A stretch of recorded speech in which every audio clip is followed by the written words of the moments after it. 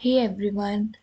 आज से हम इंडियन एविडेंस एक्ट की आंसर राइटिंग स्टार्ट करने जा रहे हैं। तो ये हमारा फर्स्ट क्वेश्चन रहेगा। अल्टरनेटिवली हम सीपीसीपी की भी करते रहेंगे। और आज का हमारा जो क्वेश्चन है, अगर आपने इंडियन एविडेंस एक्ट अच्छे से पढ़ लिया है तो मतलब ये तो आपके लिए इन अ जिफी ही हो जाएगा, क्योंकि बहुत ही ईज़ी सा इसका आंसर रहेगा।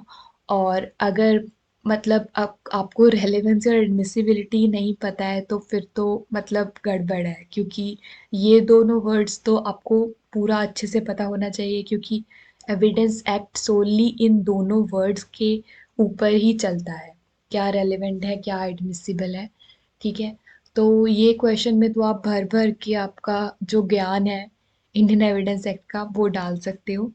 ठीक है, तो ये तो हम प्रैक्टिस के लिए कर रहे हैं। सो लेट्स सी क्वेश्चन क्या है। So relevancy and admissibility are neither synonymous nor is the one included in the other. Elucidate the statement with relevant provisions of law and judicial decisions. तो it's quite clear कि वो पूछ रहे हैं कि relevancy and admissibility दोनों same नहीं है। ये आप कैसे प्रूव करोगे या आप आंसर के थ्रू बताओगे। ठीक है, चलो। और ये पंजाब जुडिशरी 2019 में आया हुआ है। Let's see the answer. So obviously the expressions relevancy and admissibility are neither synonymous nor is one included in the other. Why? Because उनकी जो लीगल implications होती हैं वो बहुत डिफरेंट होती हैं। लीगल implications का मतलब ये है कि कैसे वो लीगल यूज होता है उसका, वो दोनों बहुत डिफरेंट है। क्या रेलेवेंसी और एडमिसिबिलिटी दोनों डिफरेंटली यूज़ किया जाता है हमारे इंडियन एविडेंस एक्ट में। क्यों?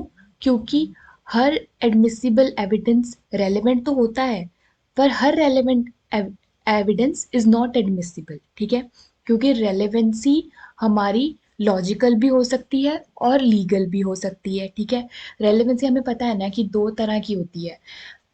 इसमें आप सेक्शन 5 भी कोट कर सकते हो। सेक्शन 5 कोट करना ही है आपको इन स्टार्टिंग।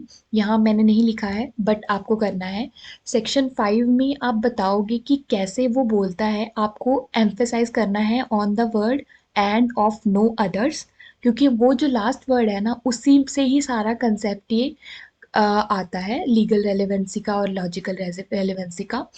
जैसे कि आपको पता है कि इंडियन एविडेंस एक्ट वो एक जुडिशियल रिस्ट्रेंट लगा रहा है कि इससे इसके बाद मतलब और कोई भी जो है एविडेंस वो रेलेवेंट नहीं होगा। ठीक है, जो हम बता रहे हैं, जो इंडियन एविडेंस एक्ट बता रहा है, सिर्फ वही रेलेवेंट एंड एडमिसिबल रहेगा, उसके अलावा कुछ भी नहीं रहेगा। ठीक है, तो वो एक जुडिशियल रिस्ट्रेंट है।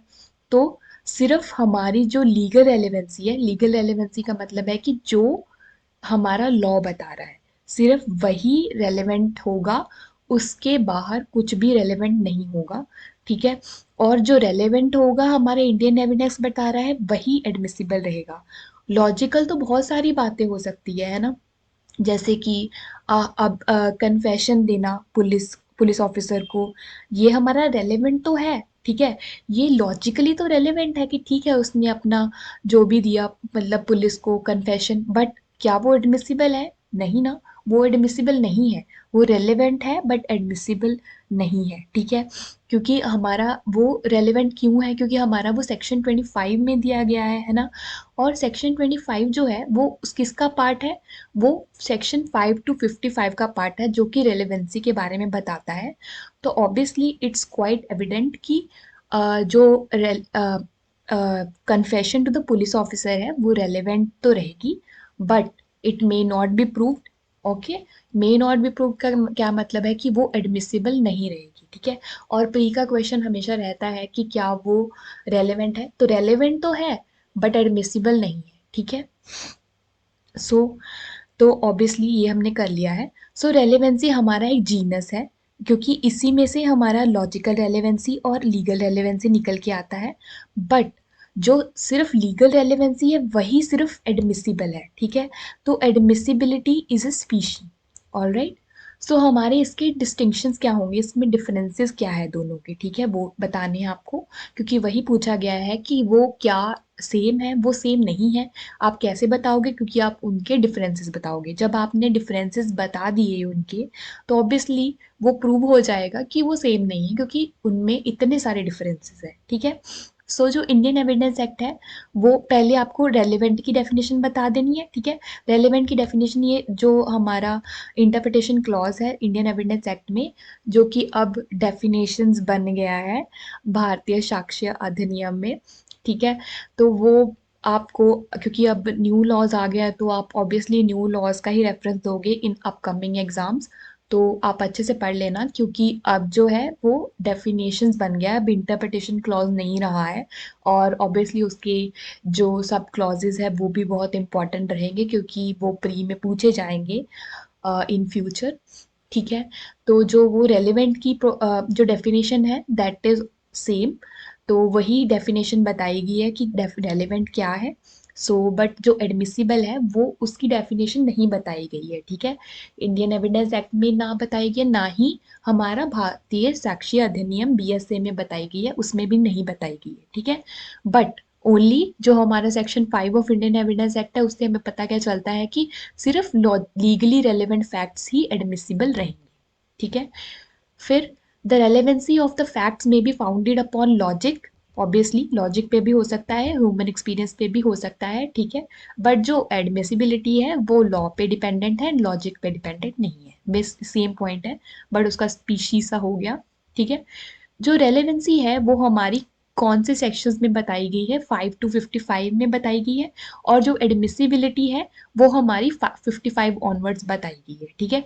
क्या एडमिसिबल है, क्योंकि जैसे हम देखते हैं कि 56 में हमारा जो जुडिशियल नोटिस है उसमें क्या एडमिसिबल होगा, 58 में एडमिशंस है वो क्या एडमिसिबल होंगे, आगे ऐसे primary evidence primary document, secondary document, ऐसे करके जो बाद में आते हैं, है ना, वो बताते हैं कि एडमिसिबल है या नहीं। ऑल्दो इसमें भी एडमिसिबिलिटी बताई गई है 5 to 55 में, बट ये चैप्टर हमारा रेलेवेंसी से डील कर रहा है कि क्या रेलेवेंट है और क्या नहीं है, ठीक है।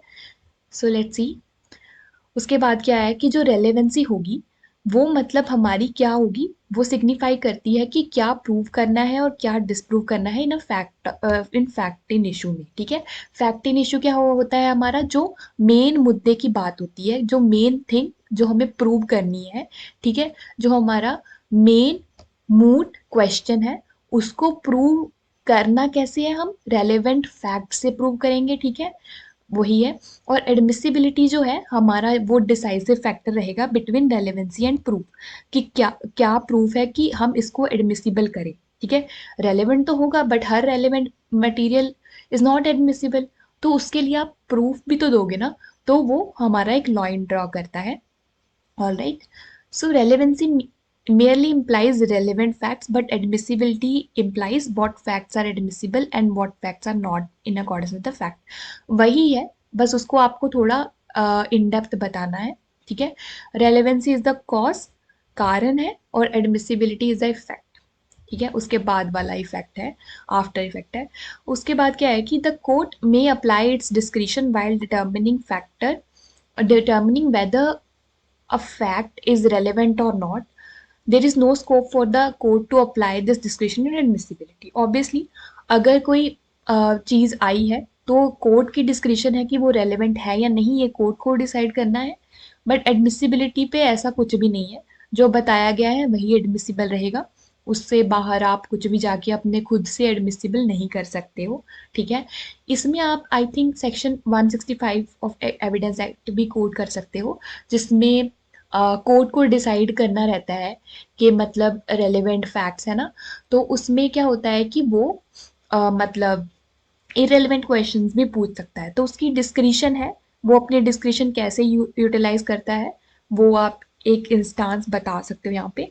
सो लास्टली मोस्ट सिग्निफिकेंट ये तो वही रहेगा कि हर एडमिसिबल फैक्ट रेलेवेंट है, but her relevant fact is not admissible, ये तो आपका मूल मंत्र होना चाहिए इस क्वेश्चन के लिए, ठीक है।